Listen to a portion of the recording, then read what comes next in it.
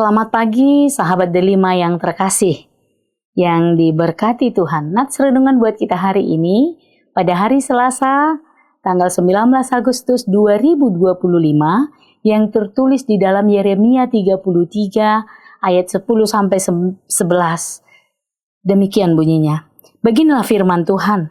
Di tempat ini yang kamu katakan telah menjadi reruntuhan tanpa manusia, tanpa hewan, di kota-kota Yehuda dan di jalan-jalan Yerusalem yang sunyi sepi itu, tanpa manusia, tanpa penduduk, dan tanpa hewan, akan terdengar lagi suara kegirangan dan suara sukacita, suara pengantin laki-laki dan suara pengantin perempuan, suara orang-orang yang mengatakan bersyukurlah kepada Tuhan semesta alam, sebab Tuhan itu baik, bahwasanya untuk selama-lamanya kasih setianya, sambil mempersembahkan korban syukuran di rumah Tuhan, sebab aku akan memulihkan keadaan negeri ini seperti dahulu, firman Tuhan.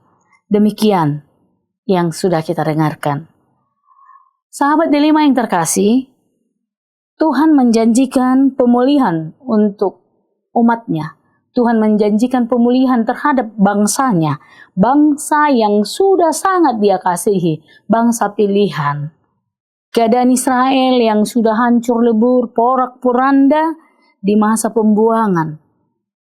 Mereka awalnya dikasihi, tetapi ketika mereka melakukan dosa, maka mereka mendapat teguran, mendapat hukuman, diporak-porandakan, sehingga seperti ayat yang 10 dikatakan, tidak ada lagi di sana manusia, tidak ada lagi hewan, tidak ada lagi yang jalan-jalan di Yerusalem. Yerusalem itu menjadi sunyi sepi, tanpa suara, tanpa perkataan, tanpa ada perbuatan. Sehingga seluruh umat Tuhan memohon kepada Tuhan untuk mendapat pertolongan, pemulihan, pembebasan, kemerdekaan. Setelah itu Allah menjawab permohonan mereka. Di ayat 11 dikatakan akan terdengar lagi suara kegirangan. Pemulihan terjadi. Pertobatan terjadi. Pengakuan dosa terjadi. Sehingga Allah benar-benar berkarya kembali di dalam hidup umatnya. Yang hancur Dia pulihkan. Yang sunyi sepi, Dia kembalikan suara-suara kegirangan, sehingga bangsa Israel kembali pulih. Suara-suara pengantin, suara-suara ucapan syukur atas kebaikan Tuhan terjadi. Pemulihan atas bangsa itu dilakukan oleh Tuhan, dan hanya Tuhan, dan satu-satunya hanya Tuhan yang mampu memulihkan umatnya. Demikian dengan pergumulan kita. Tidak kurang panjang tangan Tuhan ini untuk menolong kita. Tidak terlambat kasih setianya untuk mengasihi kita, menolong kita, mengeluarkan kita, membebaskan kita. 17 Agustus sudah berlalu 2 hari. Di sana juga kita melihat betapa kejamnya penjajahan terhadap bangsa kita ini. Tetapi ternyata 17 Agustus tahun 1945, Tuhan memberikan anugerahnya, pemulihan terhadap bangsa Indonesia, sehingga sudah 80 tahun kita menikmati kemerdekaan itu.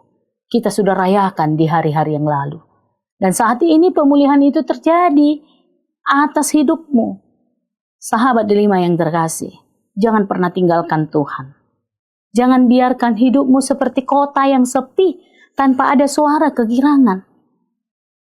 Sehancur apapun hidupmu, Dia mampu memulihkan. Kembalilah kepada Tuhan.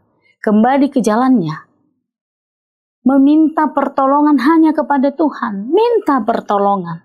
Seperti malam gelap, Dia mampu memberikan pagi hari yang terang.